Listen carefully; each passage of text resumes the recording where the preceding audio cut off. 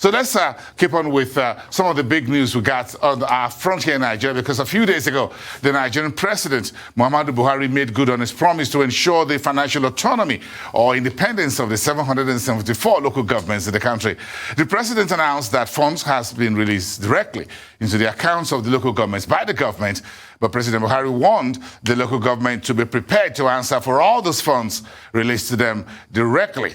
The development had taken some 6 years in coming, since 2015, when President Buhari made the first announcement that state governments can no longer take charge of local government allocations.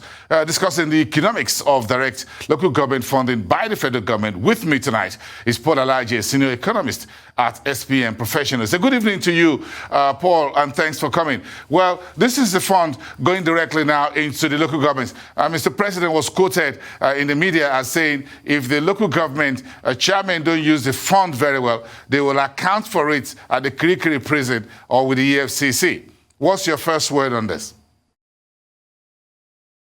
Well, my first word on this is that it is a good news that the president have started to see the need for economic restructuring of Nigeria, freeing local government from the shackles and bondage of states. But the same will also need to be repeated between the federal government and state, particularly when it comes to revenue generation. It is good that we are towing this line, and I'm seeing a lot of possibilities happening at the local level. Recall that the National Bureau of Statistics had reported some time ago a state with high poverty index. In fact, in more recent time, IMF and World Bank had agreed to an average of 42% of Nigeria are poor. When you remove the urban poor, significant proportion of these people are within the fringes of our community, particularly in rural community. We have concern of rural poor, we have concern of urban poor. With local government, which is the government that is the closest to the people,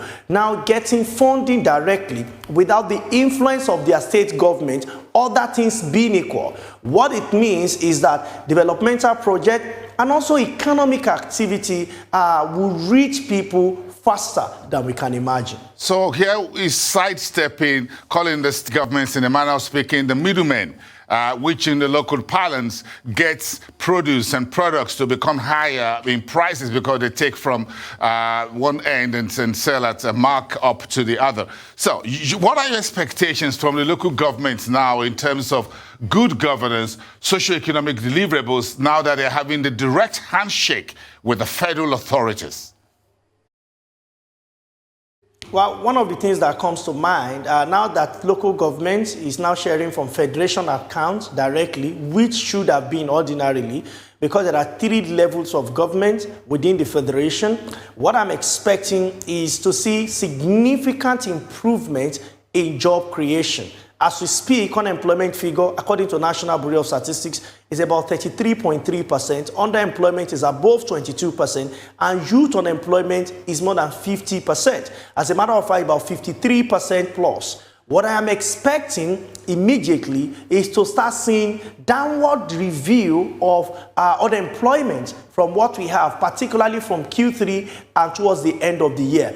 That is, if those as local government chairmen and authorities and those municipal will go beyond just paying salaries. But before all of these excite us, we need to know what is the cost center for this local government and what is the revenue that is going to them directly. When the balances make sense, then one can infer that more jobs will be created at the local level. And it's good news for all, because everyone cannot crowd Lagos centers. Everybody cannot crowd Abuja or say Port Harcourt. What it means is the level of independence of local government is becoming more significant, and more jobs, evidence of more job, more economic activity will happen. You know, when job grows, it is also expected that in medium term, we're going to be feeling the impact on the country's GDP. This, you know, the best time to do this was about 10 years ago. The next best time to do it is now. So I'm very happy that this decision has been taken by Mr. President and his team, and I hope it will be sustained. Well, Paul, are you expecting any structural changes in the administration of the various local governments, and in what areas do you think the local governments need to restructure whatever the administrative, whatever, quickly so as to be able to deliver? Because there are a whole lot of social developmental works that need to be done at the base of the pyramid at the various areas, locally speaking. I'm expecting structural changes for the entire Nigerian Federation. And a document that will help us to speak to that is a national development plan. As we speak, different local governments will be pursuing different missions. Meanwhile, what they should be pursuing is to help people that are closer to them. You want to see local government that want to build road better and bigger than the states to prove a point. It really does not matter. So I'm expecting changes, significant changes, but when you refer back to the document we had where we had lead seeds and leads, I think about 20 years ago, if you have such document and is running the administration, particularly local government, then you can say growth will be ubiquitous. But what we have now, certainly some local government will make judicious use of these resources they are getting, but some may not make judicious use of it. And I will not be surprised, the same thing has to do with states, where government brought economic recovery and growth plan and less than 10 states plug into it. So I'm expecting that federal government will quickly work on national development national development plan and make sure states have input as well as local government. Then we can say one after the other, this is what we expect. And I give you instance. There is no state or local government that does not support one agric produce or the other. But we do not have a document, a white paper, a document that speaks to this. There is none. So as much as we want local government to perform, you know, when you say a person that seems to run better than Usain Bolt should get to 100 by 4 or 4 by 100, but this particular person has been blindfolded. Where exactly is he running to?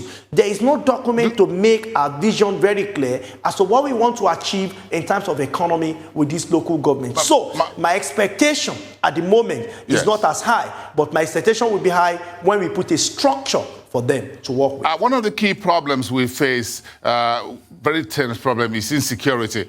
In just about a minute, do you think this funding, the local governments directly, will seem to help the local government at least get a bit of a hand on insecurity or security matters within the various local government levels, down to towns, villages, and all of that?